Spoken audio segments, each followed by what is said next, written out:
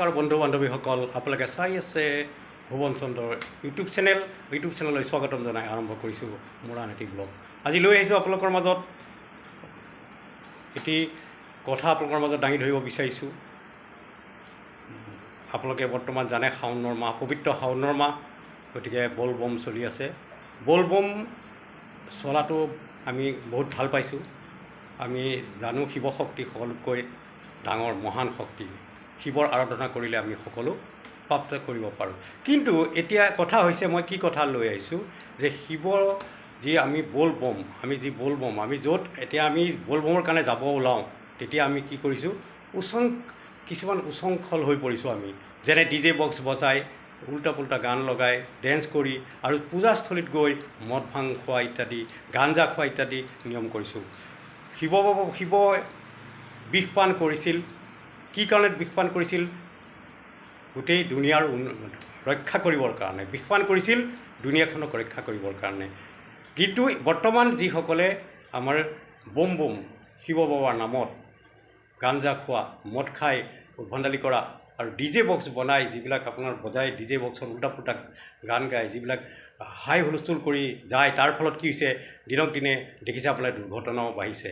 এনেধৰণৰ উদ্ভণ্ডালি কৰি পূজা কৰিলে কিন্তু আমাৰ লাভতকৈ লোকচান হ'ব। আপোনালোকে দেখিছে যি নোহোৱা কামবিলাক আজিকালি হ'বলৈ ধৰিছে, কাৰণ আমি এনেধৰণৰ কিছুমান উদ্ভণ্ডালি কৰিছোঁ, যি উদ্ভণ্ডালি প্ৰকৃতিয়ে কিন্তু সহ্য নকৰিব। আপোনালোকে দেখা পাইছে শিৱৰ তাণ্ডৱ আহিব লাগিলে, তাণ্ডৱ কৰিব লাগিলে কিন্তু কোনো বাচি যাব নোৱাৰিব।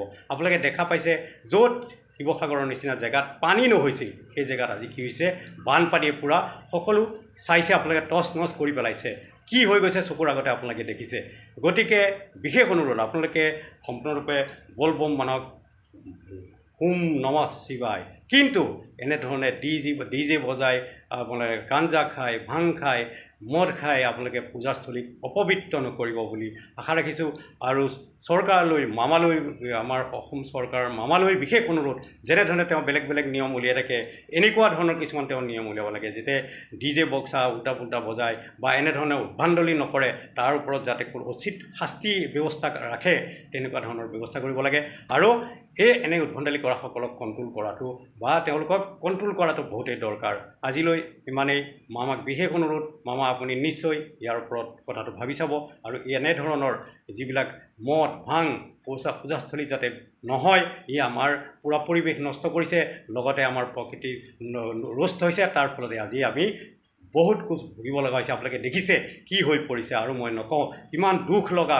আপোনালোকে দেখিছে শিৱসাগৰত আজি এই ডিষ্ট্ৰিক্টত চৰাইদেউত চাওক কি হৈছে তেওঁলোকৰ। ধন্যবাদ, বেছি নকওঁ, আজিলৈ আহিছোঁ।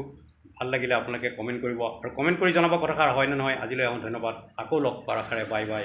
জয় আই অসম, জয় হিন্দ, জয় হিন্দ, জয় হিন্দ, জয় আই অসম, জয় আই অসম, জয় আই অসম।